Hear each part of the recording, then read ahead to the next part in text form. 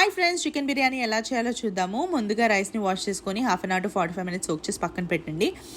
చికెన్లో ఉప్పు, కారం, పసుపు, అల్లం వెల్లుల్లి పేస్ట్, పెరుగు, పుదీనా, మసాలాలు, ఫ్రైడ్ ఆనియన్ వేసి అది కూడా మ్యారినేట్ చేసి పక్కన పెట్టుకోవాలి.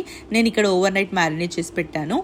ఆ తర్వాత ఇలా మంచిగా మగ్గనివ్వాలి దాన్ని. ఈలోగా మనం ఏం చేయాలి అని అంటే, ఒక రైస్ని వాష్ చేసుకొని పెట్టుకున్నాం కాబట్టి హాఫ్ బాయిల్ చేయాలి. దానికోసం అని చెప్పి వాటర్ తీసుకొని అందులో బగారా మసాలా అన్నీ వేసి, దాంతోపాటు కొంచెం కొత్తిమీర, కొన్ని పచ్చిమిర్చీలు, కొంచెం పుదీనా, అలాగే ఉప్పు, అలాగే కొంచెం నూనె కూడా వేయండి. వేసిన తర్వాత వాటర్ బాగా మరిగిన తర్వాత అప్పుడు మనం ఈ కడిగేసుకున్న రైస్ ఉంది కదా, అది అందులో వేసేసేయాలి. హాఫ్ బాయిల్ చేయాలి, ఫుల్లీ బాయిల్ చేయకూడదు. ఆ తర్వాత ఇది ఉంది కదా, మనం ముందే మంచిగా చికెన్ మంచిగా అయింది కదా, ఆ తర్వాత ఒక బౌల్ తీసుకొని ఫస్ట్ కొంచెం నెయ్యి అలా వేసేసి, ఆ తర్వాత రైసు, తర్వాత చికెన్. నేను ఇక్కడ 1 kg ఆఫ్ రైస్ తీసుకున్నాను, 1 kg ఆఫ్ చికెన్ తీసుకున్నాను.